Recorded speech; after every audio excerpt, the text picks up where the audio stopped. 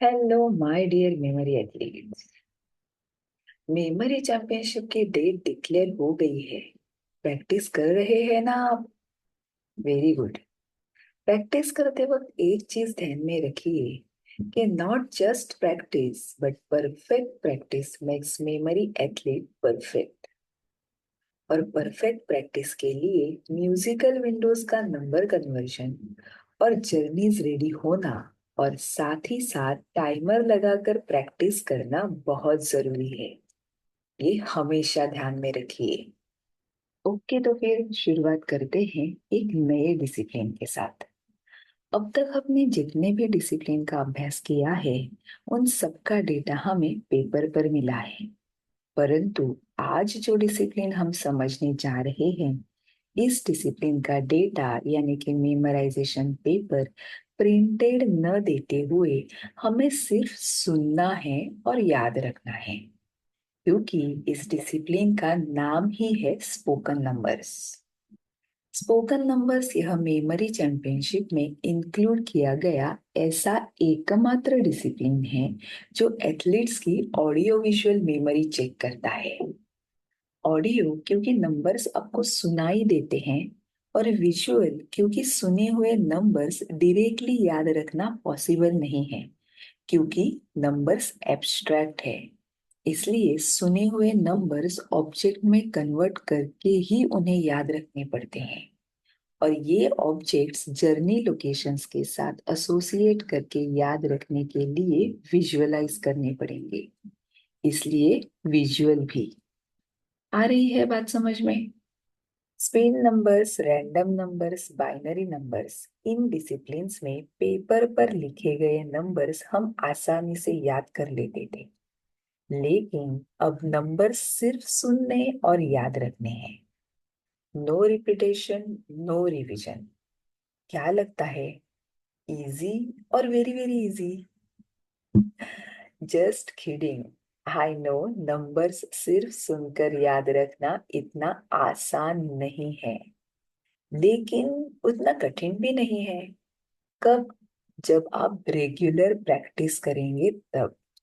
और let me tell you, जिस तरह एब्स्ट्रैक्ट इमेजेस की रेगुलर प्रैक्टिस क्रिएटिविटी बढ़ाने में मदद करती है, वैसे ही स्पोकन नंबर्स की रेगुलर प्रैक्टिस न केवल आपकी एकाग्रता बढ़ाएगी, बल्कि आप में पेशेंस भी डेवलप करेगी। So let's begin. शुरुआत हम स्पोकन नंबर्स का उद्देश्य जानकर करने वाले हैं। What is the aim? The aim is to commit to memory and recall as many spoken numbers as possible।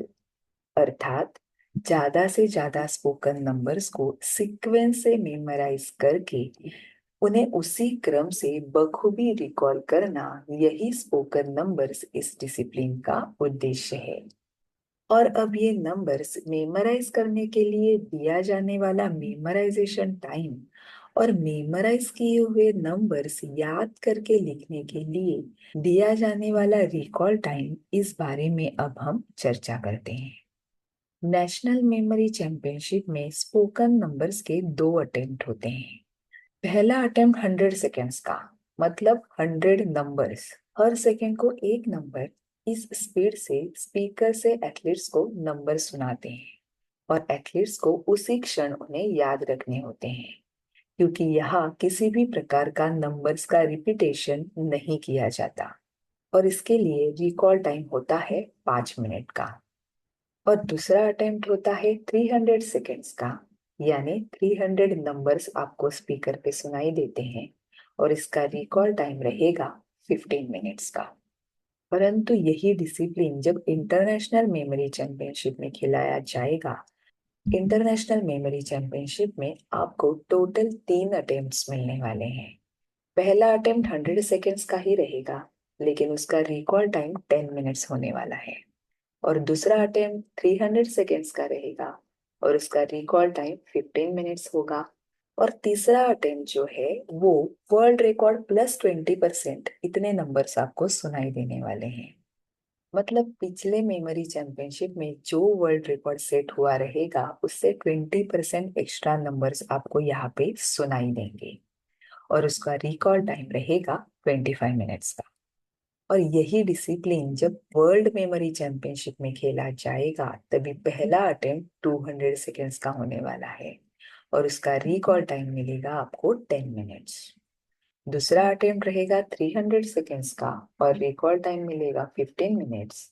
और फिर से एक बार तीसरा अटेम्प्ट जो रहेगा वो पिछली वर्ल्ड मेमोरी चैंपियनशिप जो हुई रहेगी उसमें जो वर्ल्ड रिकॉर्ड सेट हुआ रहेगा उससे 20% एक्स्ट्रा नंबर्स आपको दिए जाएंगे और उसका रिकॉल टाइम आपको मिलेगा 25 मिनट्स का। तो यहाँ पे आपको नेशनल, इंटरनेशनल और वर्ल्ड मेमोरी चैंपियनशिप के बीच के अवधि के अंतर पर ध्यान देना है। अगर ये कंफ्यूजिंग है तो इसका एक स्क्रीनशॉट आप ले लीजिए। और हाँ, स्पोकन नंबर्स में प्रत्येक अटेम्प्ट के बाद ब्रेक देकर उस ब्रेक में स्कोर डिक्लेयर किया जाता है। स्कोर पता चलने के बाद दूसरा अटेम्प्ट देना है या नहीं यह डिसीजन एथलीट ले सकते हैं। अब देखते हैं स्पोकन नंबर्स का मेमोराइजेशन किस प्रकार होता है। A computer generated recording of random numbers is played to you in the championship hall at a rate of 1 second per digit. Athletes must hear and remember numbers quietly. अर्थात memorisation के दौरान championship hall में numbers का computer generated recording आपको सुनाया जाता है। ये नंबर्स रैंडमली यानी कि किसी भी क्रम में 3, 1, 6, 8, 2, 0, 6 इस तरह प्रति सेकंड एक की स्पीड से एथलीट्स को शांति से सुनने और याद रखने होते हैं। No writing is allowed during the playing of the recording. अर्थात रिकॉर्डिंग चलाने के दौरान कुछ भी लिखने की अनुमति नहीं है। When a competitor has reached their memorizing limit, they must stay quietly in their seats for the remainder of the recording. अर्थात जब कोई एथलीट अपनी याद रखने की सीमा तक पहुंच जाता है तो उसे बची हुई रिकॉर्डिंग खत्म होने तक अपने जगह पर शांति से बैठना आवश्यक है। यानी अगर 100 नंबर्स की रिकॉर्डिंग चल रही है लेकिन आपको केवल 70 नंबर्स याद रखने का ही अभ्यास है तो ऐसे समय में दूसरे एथलीट्स को परेशानी न हो इसका ध्यान रखते हुए आगे के 71 से 100 नंबर्स बजने तक शांतिपूर्वक अपने जगह पर बैठना है। If for some reason the attempt has to be paused due to an external distraction, the attempt will be continued from 5 numbers before the interruption. The extra recording will be played for the rest of the numbers to the target amount. यदि किसी कारण से recording चलाते समय किसी बाहरी व्यवधान या रुकावट के कारण रिकॉर्डिंग को बीच में ही बंद करना पड़ता है तो रुकावट से पहले के 5 नंबरों को फिर से प्ले करके फिर अगले नंबरों की रिकॉर्डिंग जारी रखी जाएगी।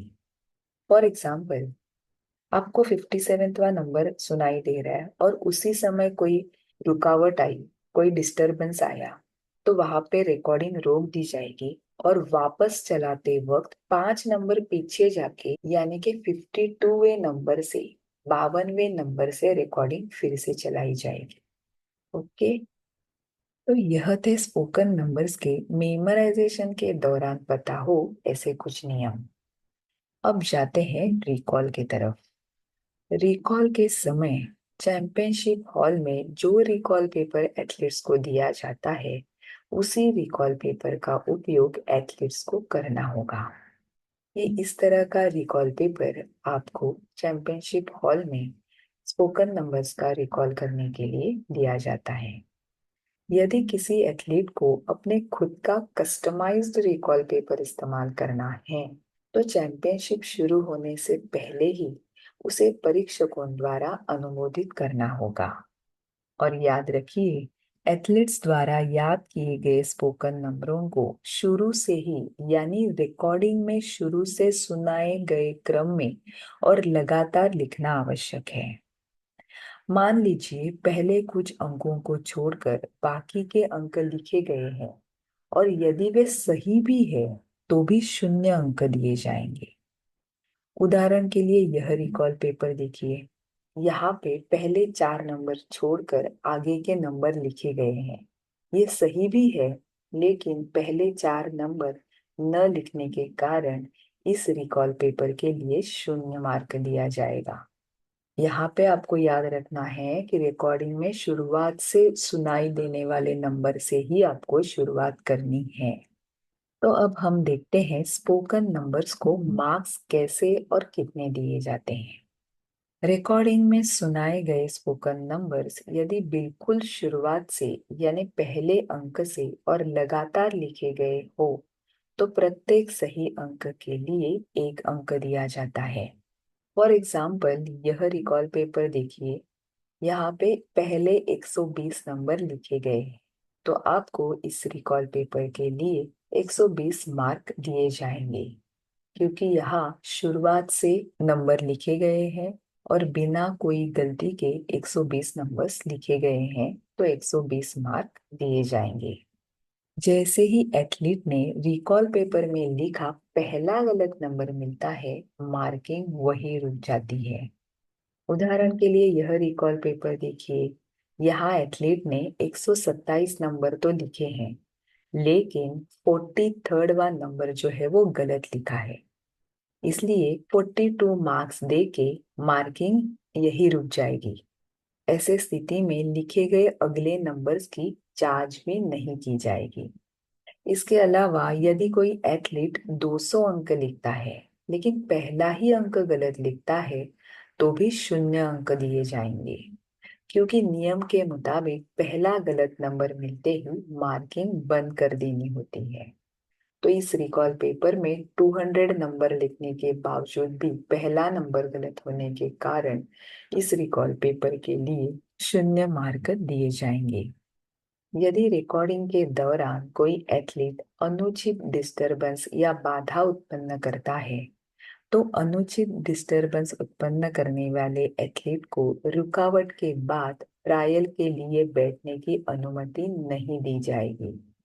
और आखिरी नियम है, यदि 2 या 2 से अधिक एथलीट्स 300 नंबरों का पूर्ण स्कोर प्राप्त करते हैं, तो पिछले ट्रायल्स में उच्चतम स्कोर वाले एथलीट को विजेता घोषित किया जाएगा। लेकिन यदि सभी ट्रायल्स में सभी एथलीट को समान अंक है, तो प्रथम स्थान संयुक्तिक रूप से दिया जाएगा। तो यह था स्पोकन नंबर्स का मार्किंग क्राइटेरिया। वैसे तो स्पोकन नंबर्स का मेमोराइजेशन, रिकॉल और मार्किंग क्राइटेरिया को समझना बहुत आसान है, लेकिन फिर भी आपको कोई संदेह है तो वीडियो 1-2 बार गो थ्रू कीजिए। आपके सभी संदेह आसानी से दूर हो जाएंगे। और फिर भी कोई प्रश्न हो तो मुझे कमेंट बॉक्स में लिखिए। आपको आपके सभी प्रश्नों के उत्तर निश्चित रूप से दिए जाएंगे। ओके देन, आज के इस वीडियो में हम यही रुकते हैं। अगले वीडियो में स्पोकन नंबर सीक्वेंस से याद कैसे रखने हैं वो सिखाकर तुरंत मैं आपकी एक परीक्षा भी लेने वाली हूँ। तो जाते जाते कमेंट बॉक्स में लिखिए कि आज का वीडियो आपको कैसा लगा, और लाइक का बटन भी जरूर हिट कर दीजिए ताकि मेमोरी चैंपियनशिप के बारे में ऐसी ही डिटेल इंफॉर्मेशन आप तक पहुंचाने के लिए मुझे इंस्पिरेशन मिले। Thank you. और अगला वीडियो रिलीज होने पर तुरंत आप तक पहुंचने के लिए चैनल को सब्सक्राइब करके बेल आइकन पर भी क्लिक कर दीजिए। और हाँ, इस वीडियो को अपने उन दोस्तों के साथ अवश्य शेयर कीजिए जो आप ही की तरह मेमोरी की दुनिया में कुछ अद्भुत करना चाहते हैं। तो जल्द ही मिलते हैं अगले वीडियो में, क्योंकि आप है मेमोरी एथलीट और आप बनना चाहते हैं मेमोरी चैंपियन। Thank you.